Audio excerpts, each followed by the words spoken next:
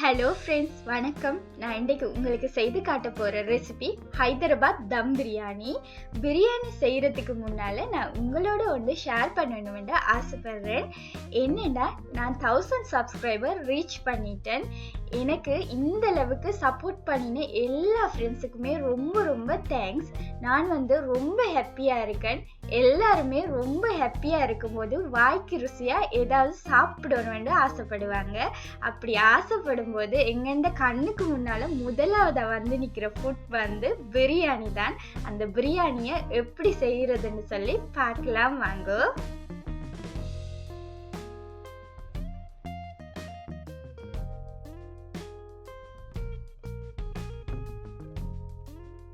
முதலாவதா சிக்கனை மேரினேட் பண்ணி வச்சுக்கலாம். அதுக்காக 1 kg சிக்கன் எடுத்திருக்கேன். 400 கிராம் பெரிய வெங்காயம் எடுத்திருக்கேன். இது 4 பெரிய வெங்காயம் எடுத்து நீட்டா கட் பண்ணி வச்சிருக்கேன். 250 கிராம் கர்ட் எடுத்திருக்கேன். இதுக்கு பதிலா நீங்க யோகர்ட் கூட யூஸ் பண்ணி கொள்ளலாம். 2 டேபிள் ஸ்பூன் கீ எடுத்திருக்கேன்.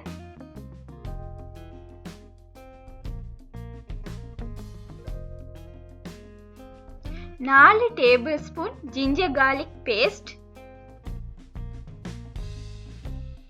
1 பிடி கொத்தமல்லி எடுத்து இத போல சின்னதா நறுக்கி வச்சிருக்கேன்.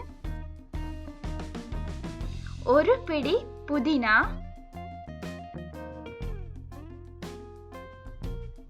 உப்பு, மிளகாய் பொடி, மஞ்சள் பொடி, 1 டீஸ்பூன் ஏலக்காய், 1 டீஸ்பூன் கிராம்பு, 1 துண்டு பட்டை.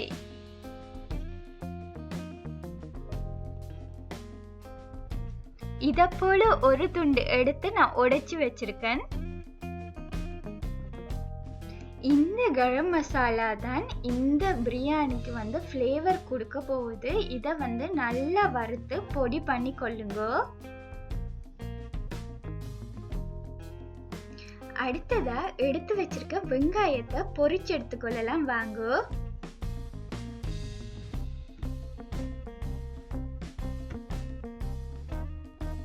இந்த வெங்காயம் நல்லா கோல்டன் பிரவுன் ஆகிற வரைக்கும் பொரிச்சு எடுத்துக்கொள்ளுங்க.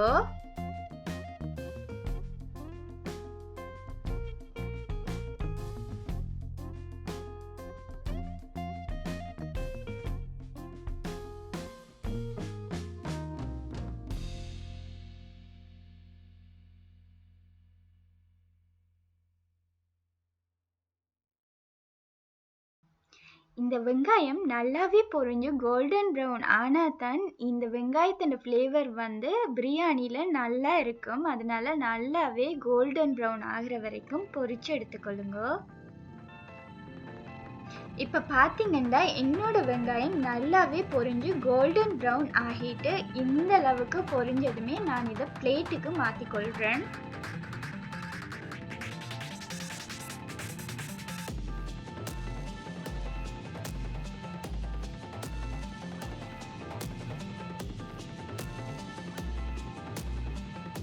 இப்போ பார்த்தீங்கன்னா நான் பொரிச்செடுத்த வெங்காயத்தை ஒரு பேப்பர் டவலில் போட்டுட்டு அதோட எக்ஸஸான அந்த ஒயிலி எல்லாம் இன்னொரு பேப்பர் டவலால் போட்டு ஒத்தி எடுக்கிறேன்.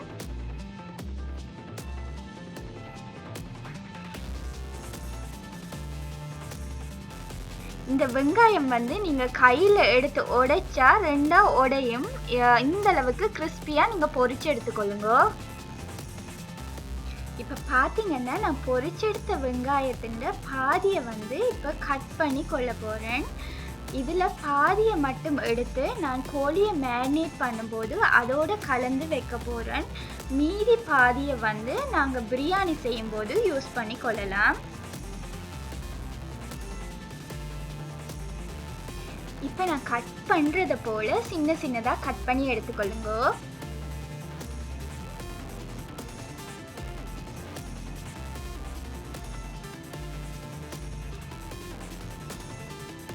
இப்போ பார்த்தீங்கன்னா சிக்கன் மேரினேட் பண்ணுறதுக்கு தேவையான எல்லாமே ரெடியாக இருக்குது. எப்படி மேரினேட் பண்ணுறதுன்னு பார்க்கலாம் வாங்க. முதலாவதாக 4 டேபிள் ஸ்பூன் இஞ்சி பூண்டு விழுதை சிக்கனோட ஆட் பண்ணிக்கொள்கிறேன். பொரிச்சு கட் பண்ணி வச்சிருக்க வெங்காயத்தை சேர்த்துக்கொள்கிறேன். கட் பண்ணி வச்சிருக்க மின்ஸ்ன்ற பாதி அளவை வந்து நான் இப்போ சிக்கனில் சேர்த்துக்கொள்கிறேன்.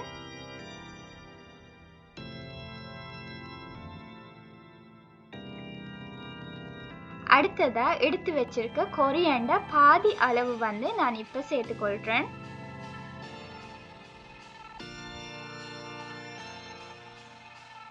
வறுத்து பொடி பண்ணி வச்சிருக்க மசாலாவை ஆட் பண்ணிக்கொள்கிறேன். அடுத்ததா 1 டீஸ்பூன் போல மஞ்சள் பொடி சேர்த்துக்கொள்கிறேன்.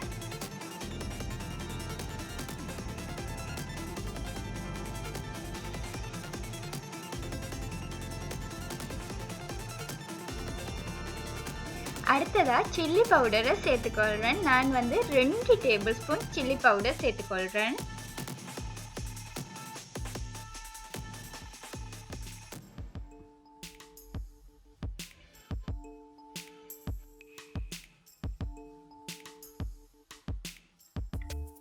அடுத்ததா கீ ஆட் பண்ணி கொள்ள போகிறேன். நான் வந்து 2 டேபிள் ஸ்பூன் கீ ஆட் பண்ணி கொள்கிறேன். உங்களுக்கு மேரினேட் பண்ணும்போது கீ போட விருப்பம் இல்லைன்னா நீங்கள் இந்த ஸ்டெப்பை ஸ்கிப் பண்ணி கொள்ளலாம்.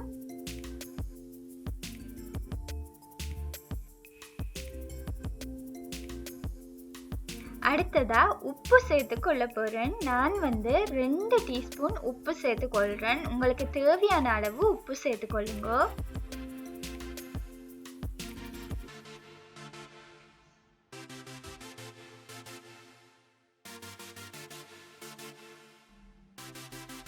கடைசியா கர்ட் சேர்த்துக்கொள்கிறேன். எல்லாத்தையும் சேர்த்து என்னோட சுத்தமான கையால் நல்லாவே கலந்து விட்டுக்கொள்ள போகிறேன்.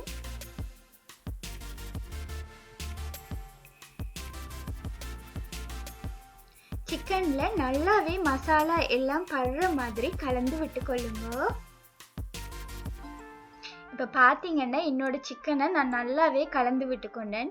இதை வந்து நான் ஓவர் நைட் நல்லாவே மேரினேட் ஆகிறதுக்கு வச்சுக்கொள்ள போகிறேன். ஃப்ரிட்ஜில் வச்சுக்கொள்ள போகிறேன். உங்களால் முடிஞ்சால் ஓவர் நைட் வச்சுக்கொள்ளுங்க. இல்லைன்னா அட்லீஸ்ட் 5 hours ஆச்சு மேரினேட் ஆகிறதுக்கு வச்சுக்கொள்ளுங்க. இந்த சிக்கன் எவ்வளோத்துக்கு மேரினேட் ஆகுதோ அவ்வளோத்துக்கு பிரியாணி சூப்பராக இருக்கும்.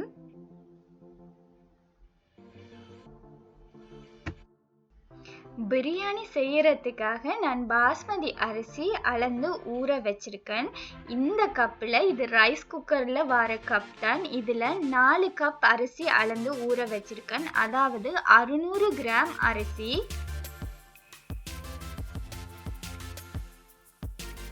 2 bay leaves, 1 star anise, 1 teaspoon ஏலக்காய் இல்லைன்னா 15 ஏலக்காய், 1 டீஸ்பூன் கிராம்பு, ஒரு பெரிய துண்டு பட்டை எடுத்து உடைச்சி வச்சிருக்கேன், 1 டீஸ்பூன் சீரகம். அடுத்ததா ரைஸை வந்து குக் பண்ணிக்கலாம். நான் இந்த கப்பில் 4 கப் அரிசி எடுத்தேன். அதனால 8 கப் தண்ணி விட்டு கொள்ள போகிறேன். தண்ணி விட்டதுக்கு அப்புறமா எடுத்து வச்சிருக்க ஸ்பைசஸ் எல்லாத்தையும் அதில் ஆட் பண்ணிக்கலாம்.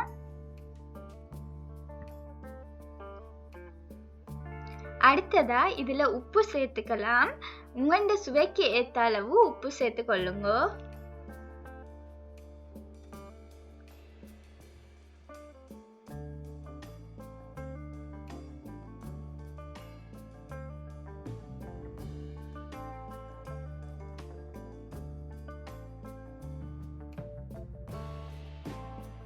இந்த தண்ணி நல்லாவே கொதிச்சதும் அரிசி ஆட் பண்ணிக்கலாம்.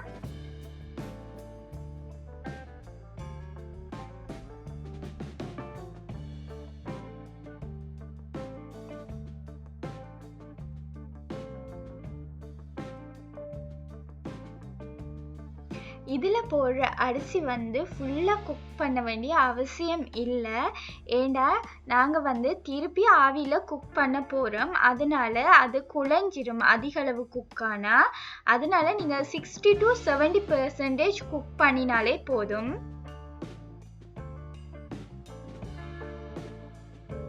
இப்ப பாத்தீங்கன்னா தண்ணி நல்லாவே கொதிச்சிட்டுது. இந்த ஸ்டேஜ்ல நான் எடுத்து ஊற வச்சிருக்க அரிசியை வந்து அதுல சேர்த்துக்கொள்றேன்.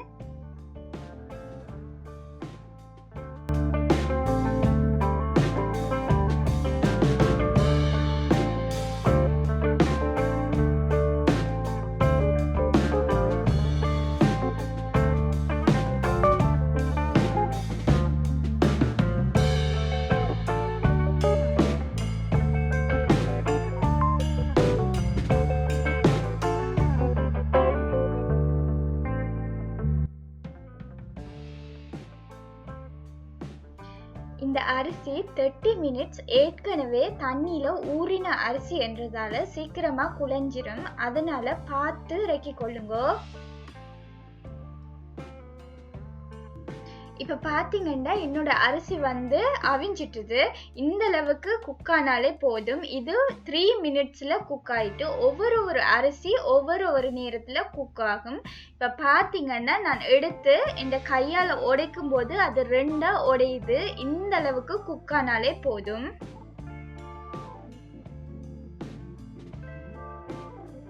இப்ப பாத்தீங்கன்னா என்னோட சிக்கனை ஓவர் நைட் நல்லாவே மேரினேட் ஆகுறதுக்கு ஃப்ரிட்ஜில் வச்சு எடுத்துக்கொண்டேன். எந்த தம் பிரியாணி செய்யறதுன்றாலும் சிக்கனை நல்லா மேரினேட் ஆகுறதுக்கு வச்சுக்கொள்ளுங்க. அட்லீஸ்ட் 5 hours ஆச்சும் வச்சு எடுத்தீங்களா தான் உங்களோட பிரியாணி வந்து ரொம்பவே ஃப்ளேவரா டேஸ்டியா இருக்கும். இந்த ஸ்டெப்பை மட்டும் ஸ்கிப் பண்ணி கொள்ளாதீங்க. அடுத்ததா பிரியாணிக்கு தேவையான கறி ரெடி பண்ணிக்கலாம். அதுக்காக ஒரு கடாயை அடுப்பில் வச்சு நான் வெங்காயம் பொரிச்ச ஆயில் எடுத்திருக்கேன். இந்த ஆயிலில் அரைவாசி எண்ணெயை வந்து நான் விட்டுக்கொள்ள போகிறேன்.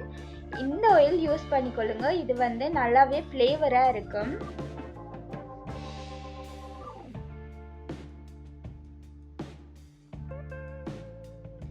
ஆயில் காஞ்சதுமே நான் எடுத்து வச்சிருக்க 1 kg சிக்கனை அதில் போட்டுக்கொள்கிறேன்.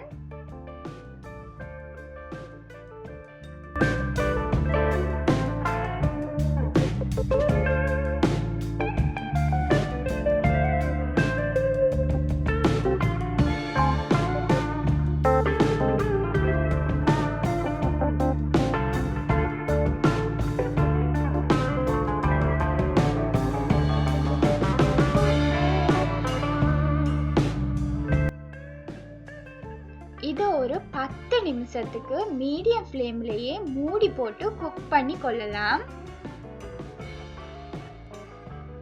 10 நிமிஷத்துக்கு அப்புறமா சிக்கன் எல்லாத்தையும் திருப்பி விட்டுட்டு இன்னும் ஒரு 5 நிமிஷம் மூடி வச்சுக்கொள்ளுங்க.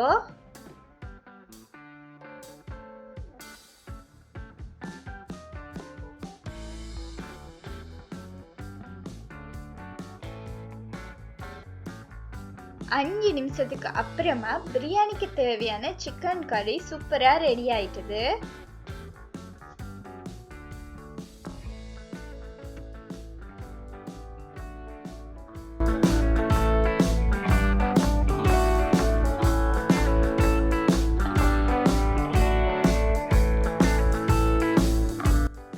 அடுப்புல இருந்து இறக்கி கொள்ளலாம். பிரியாணி செய்யறதுக்கு எப்பவுமே இதை போல நீளமான கடாய் யூஸ் பண்ணி கொள்ளுங்க. இதை போல நீளமான கடாயில தான் வந்து ஆவி நின்று அவியும். அதனால இதை போல நீளமான கடாயை பிரியாணி செய்யறதுக்கு யூஸ் பண்ணி கொள்ளுங்க. இப்ப நான் எடுத்து வச்சிருக்க நெய்யை வந்து அதுல போட்டுக்கொள்ள போறேன். கொஞ்சமா போட்டுக்கொள்றேன்.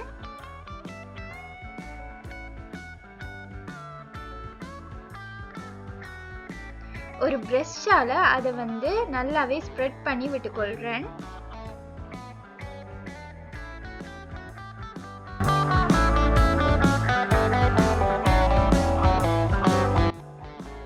அடுத்ததா வந்து எடுத்து வச்சுக்க சிக்கன் கிரேவில இருக்க சிக்கனை வந்து நான் போட்டுக்கொள்றேன்.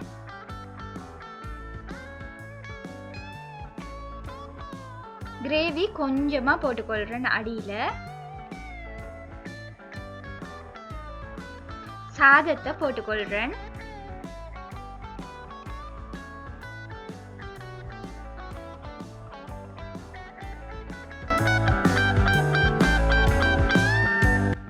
சாதத்தை போட்டு எல்லா இடமும் பரப்பி விட்டு கொள்றேன். அமர்த்தி கொள்ளாதீங்கோ, சும்மா லேசா பரப்பி விட்டு கொள்ளுங்கோ.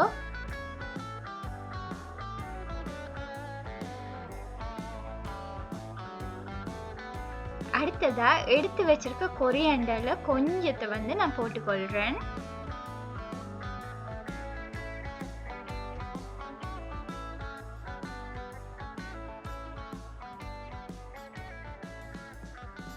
அடுத்ததா புதினா கொஞ்சமா போட்டுக்கொள்றேன்.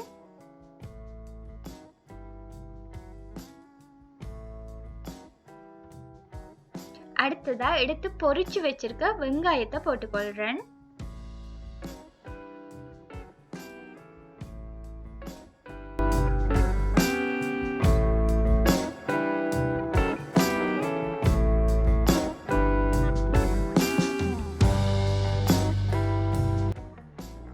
அடுத்ததா கரம் மசாலா போட்டுக்கொள்றேன். ஒரு பிஞ்ச் கரம் மசாலா தான் போட்டுக்கொள்றேன் ஃப்ளேவருக்காக. இது வந்து நான் வீட்டிலேயே ரெடி பண்ணின கரம் மசாலா. அடுத்ததா நான் இளம் சூடான பாலில் குங்குமப்பூ போட்டு வச்சிருக்கேன். அதை வந்து கொஞ்சமா சேர்த்துக்கொள்றேன். இது வந்து கலர் கொடுக்கும் அண்ட் ஃப்ளேவர் கொடுக்கும், அதுக்காக நான் இது சேர்த்துக்கொள்றேன்.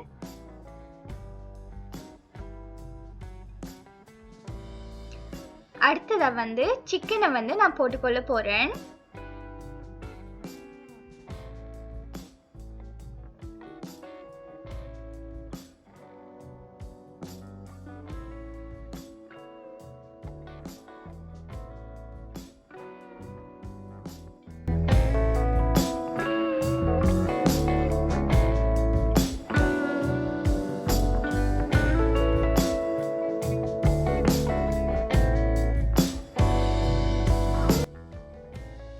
அடுத்ததா ரைஸை போட்டுக்கொள்றேன். முதல்ல செய்த லேயரை போலவே அடுத்த லேயரையும் செய்து கொள்ள போறேன்.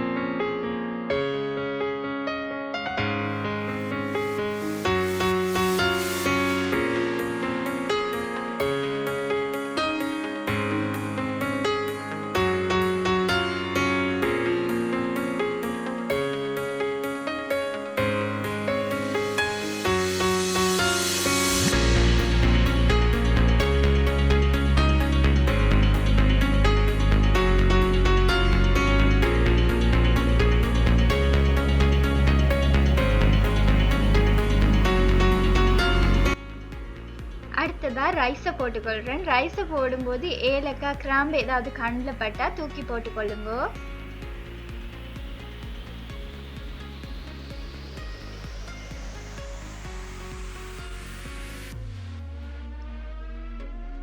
கொத்தமல்லி போட்டுக்கொள்றேன்.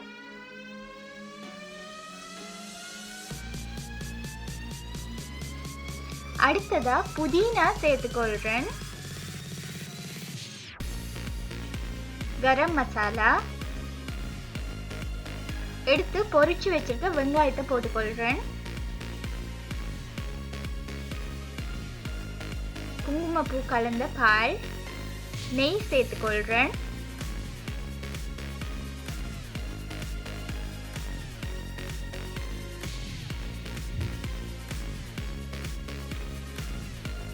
ஃபுட் கலர் கலந்து வச்சிருக்கேன், அதையும் இதுல சேர்த்துக்கொள்றேன் கொஞ்சமா.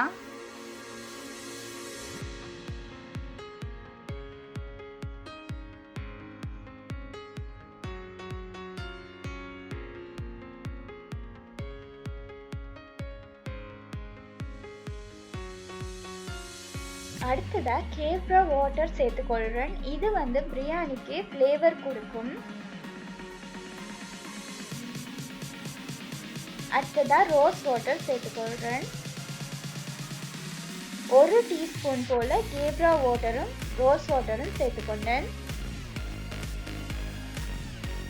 இப்போ பார்த்தீங்கன்னா நான் நல்லாவே செட் பண்ணி கொண்டேன்.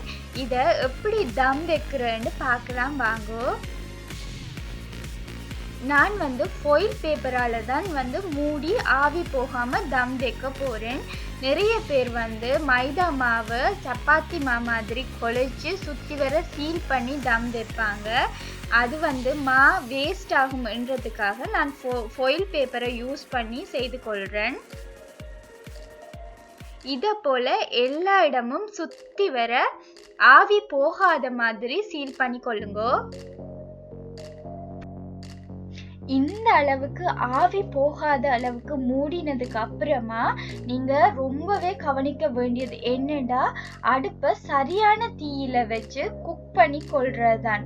அடுப்பை உங்கண்ட அடுப்பு ஹாட் பிளேட்டா இருந்தா ஹை ஃப்ளேம்ல 5 நிமிஷமும் மீடியம் ஃப்ளேம்ல 20 நிமிஷமும் அதுக்கப்புறமா அடுப்பை ஆஃப் பண்ணிட்டு ஒரு 10 நிமிஷம் வச்சிங்கன்னா சரியா இருக்கும். உங்களோட அடுப்பு கேஸ் குக்கரா இருந்தா ஹை ஃப்ளேம்ல 5 நிமிஷமும் மீடியம் ஃப்ளேம்ல 20 நிமிஷமும் மீடியம் லோ ஃப்ளேம்ல 10 நிமிஷமும் குக் பண்ணி எடுத்தீங்கன்னா சரியான பதத்துக்கு வந்துடும்.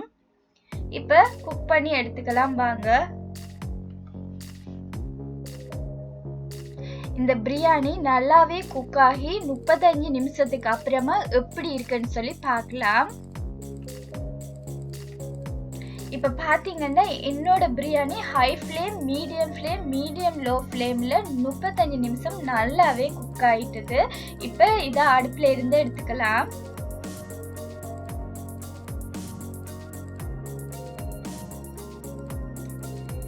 அடுத்ததா இங்க இந்த பிரியாணி எப்படி வந்திருக்குன்னு சொல்லி ஓபன் பண்ணி பார்க்கலாம். இது ஃபுல்லாவே கவர் பண்ணி குக் பண்ணினதால உள்ளுக்குள்ள ஆவி இருக்கும். அதனால ஓபன் பண்ணும்போது கவனமா பார்த்து ஓபன் பண்ணுங்க.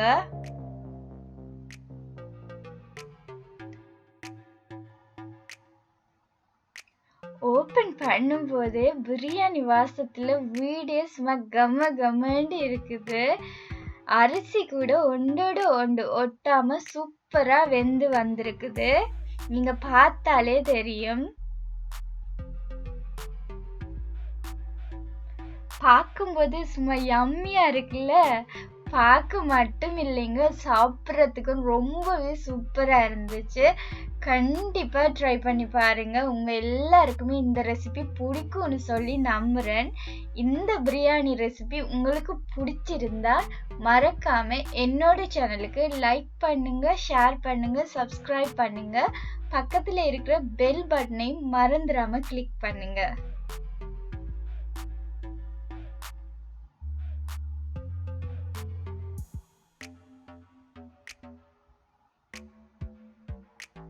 Thank you.